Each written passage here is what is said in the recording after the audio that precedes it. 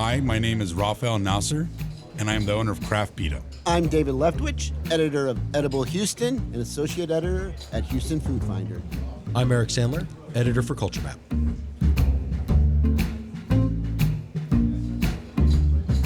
Well, David, I think before we get started, we should welcome Rafi Nasser, the owner of Craft Pita, to the panel.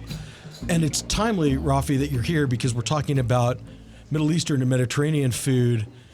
And this is a little bit awkward for me because my favorite Mediterranean restaurant in Houston is Craft Pita. It's tricky, not to be too fawning, but just, you know, what you do, the quality of the meats that you source and that you use olive oil from your family's farms in Lebanon. You know, it's affordable, it's accessible. We gave you a Culture Map Tastemaker Award last year for the work that you've done. So I'm delighted that you're here because I get to say nice things about you in front of you. Yeah, and it happens to be right here on the top of my list too. Is Craft Pita, and I have your olive oil sitting on my kitchen counter because I use it every day. So yeah, welcome. Happy you're here, and you can. We'll let you be the expert today. Well, because you do such great food. So thank you guys so much. It's an honor to be here. I listen very frequently, and I'm glad we get to talk about something fun like Middle Eastern restaurants here in Houston. Get to sit down with two of my buddies and just talk about food that we all like. So now that we've said nice things about you, why don't you pick another restaurant that's on your list? So I'm going to go and start off with probably the most influential restaurant to me. Probably part of the reason why Craft Pita exists is we're going to start with Phoenicia and Arpie's Deli. This is a place, I mean, some of my earliest food memories as a child. And it's probably the biggest Middle Eastern supermarket in America. I don't know, maybe somewhere in Michigan, Dearborn, Michigan might have something bigger, but it is some of the most impressive sourcing of ingredients from the Middle East. They also have European ingredients, Eastern European ingredients, Latin American ingredients. One of the biggest Lebanese bakeries probably in the country as well. And then Arpie's Deli attached to it. I don't know if I've eaten at any other restaurant in town more in my life than at Arpie's Deli. I have countless chicken shawarmas there. Arpie's always on the line, making sure the quality there is great. It's significant to me, and I love going there. And we source a lot of products from there. You know, maybe a newer option, a place that I've been to a whole bunch since it opened a couple of years ago is Hamsa. This is in Rice Village. It's from the owners of Doris Metropolitan. And it really, you know, they're from Tel Aviv. And it really does capture that, everything about Israeli food and culture that I really enjoy. They have the grilled meats. They have delicious pita that they bake on site. They have maybe my favorite falafel in Houston. The hummus is fantastic. The cocktails are great. They do that really lively atmosphere. They just added brunch. I mean, this is a restaurant that I've been to many times since it opened, and every time I leave very happy that I ate there. yeah, their bronzini is really good, really crispy. Their fish, that's really good. So I like, since we're also talking about Mediterranean food, I was going to throw out. I really like Creedy Kitchen over there on Braeswood. Really fresh. She used to work for Pondicherry. She branched out on her own. She uses fresh ingredients. She gets stuff from the farmer's market. I mean, and she's actually now at the farmer's market, in fact. But like the stuff that she serves there and the grab and go stuff, like I often have her moussaka, and then she has this really great white bean stew that you can get as a grab and go. It's a good place to, again, just sit and eat or grab and go, take some stuff home. She has some great grab and go options. There's very few places in town that have the quality of grab and go food that she makes.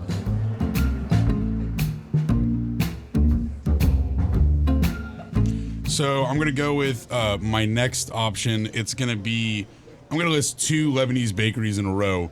One is going to be Cedars. It's the oldest manouche restaurant in town that's been around for a while. And they have probably one of the busiest places during Ramadan as well. If you go late night, the za'atar, the cheese, their halloumi, the shujuk, which is like a Lebanese spicy sausage manouche, really popular on the weekends. They do shawarma. And then after that, Weirdo on Westheimer.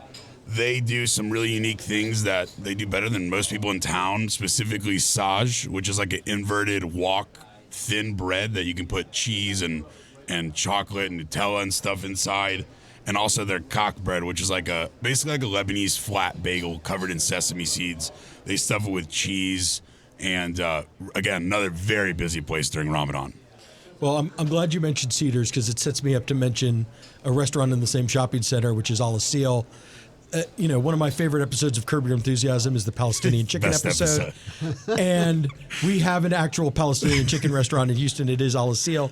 They have the roasted chicken. They have the fried chicken. They have hookah. It's just a really fun. It's a really fun and really delicious place. And as a Jewish person, I can say you just like in that episode, you probably won't see another Jewish person if you're eating there. In the same shopping center, I got to mention where we source our baklava from at Craft Pita, Susie's Pastry Shop. It's been around for a while. It's changed owners. It is some of the best fresh baklava in the city. They also have a very popular Middle Eastern Lebanese dessert called kanafe. It's basically a cheese semolina kataifi dessert covered in a rosewater syrup. You can also get it stuffed inside cock bread there, which is really unique. Carbs on carbs, sugar on sugar, loaded up. It's really good. They have a little bit of everything over there. Another person who vends at the Urban Harvest Farmers Market, and you can also find his stuff at Central Market, some other places, is Taha Spreads. He does an amazing Palestinian toum, which His is toum's a so whipped good. garlic. If you like a really heavy garlic, you can eat it that way. You can mix it in. I use it to make vinaigrette, but also he does really good lentil soup. He does he's a little bit your competition at the farmer's market. Hey, he makes bread fresh that I can't make. He does a good job. Yeah, he makes some really good, the flat bread that's half za'atar, half cheese. It's really good. Really good hummus, and some other really good dishes. And, you can find him again at Urban Harvest Farmers Market. Some of his stuff is now at Central Market. Great grab and go stuff that's really good to have around in the house. I got another one. It's one of the most old school Lebanese restaurants in Houston on Westheimer, Cafe Lily. Specifically, I want to point out on Saturdays, they serve gibbenayeh, which is basically Lebanese steak tartare. They're served with onions, mint, a little bit of toum. You eat it with bread. It's probably their busiest service of the week. I think they've been open for at least 25 years. Really great spot.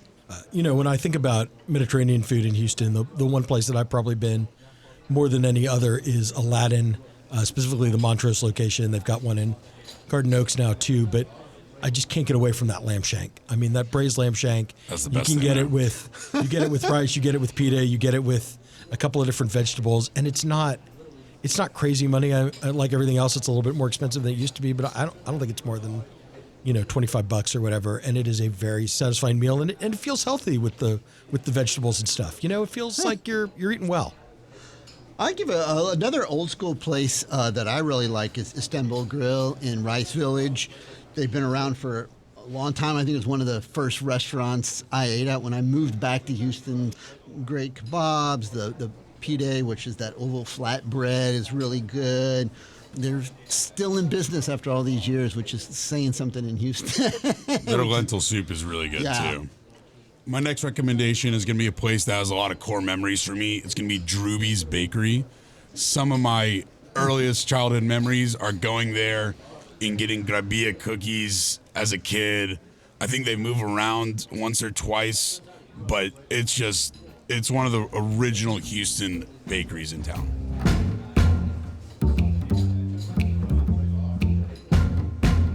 We've kind of centered on kind of coastal Mediterranean, but I did want to also mention a couple of Persian options. The most exciting is Rumi's Kitchen. This is a big upscale fine dining restaurant that's on Post Oak near the Galleria, but I have so much. I've had a couple of really good meals there. Those roasted tomatoes that they do, the lamb ribs, all of the different kebabs, the ice cream sandwich that they do for dessert. Just everything about that restaurant is just beautiful, and the food is delicious, and it's expensive, but it's worth it. Well, since you moved into the interior a little bit, I like a place, Kebab Erbil, which is a northern Iranian Kurdish restaurant. Again, really good grilled meat, some really good, a good lamb shank, some good rice dishes. It's on Hillcroft, kind of further up Hillcroft from where the Gandhi district is and stuff. And it's another really good grilled meats, and the lamb. They have some really good lamb dishes. just to follow up, I guess it's not a good opportunity to discuss the, different regionality of cuisine in the Middle East. In Houston, like Eric said, we mainly have a lot of coastal Mediterranean restaurants.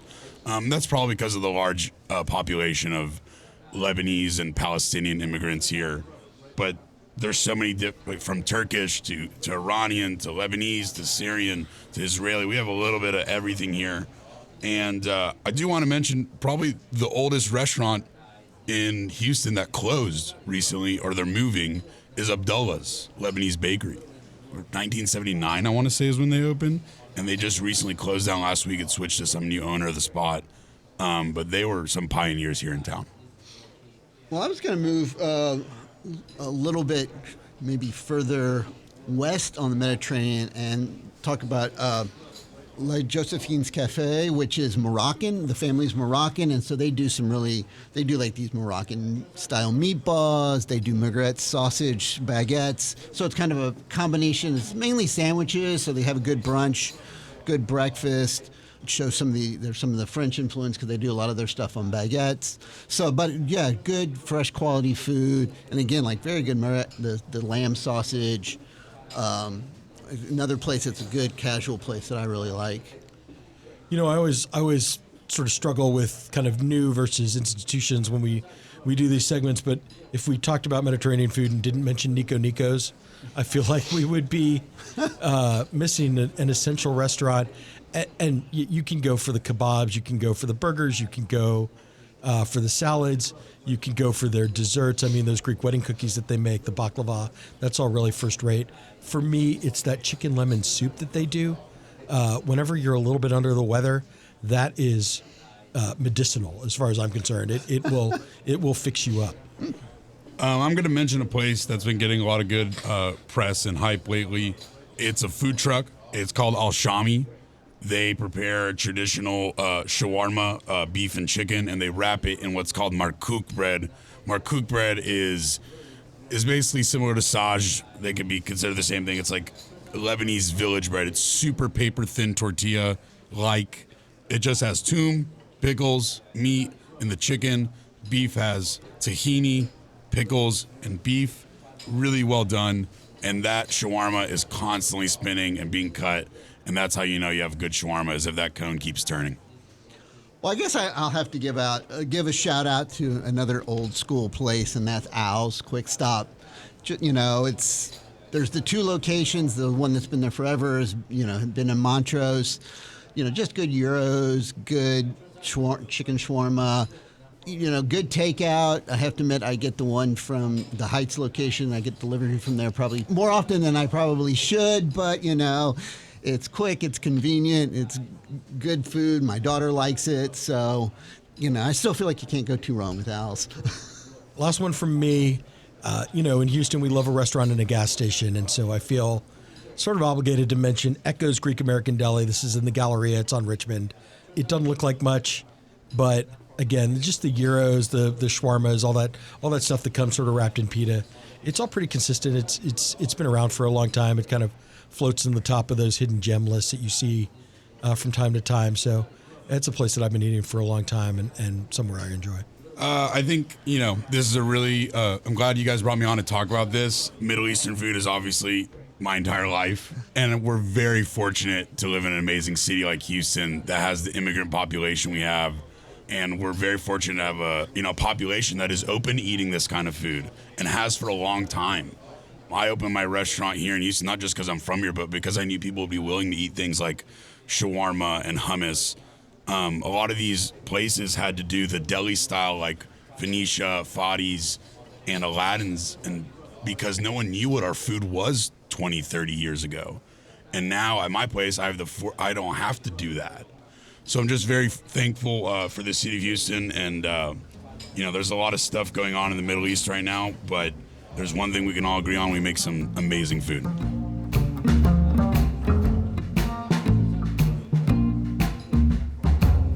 Hi, my name is Rafael Nasser, and I am the owner of Craft Pita. I'm David Leftwich, editor of Edible Houston and associate editor at Houston Food Finder. I'm Eric Sandler, editor for Culture Map, and you're listening to Houston Matters with Craig Cohen.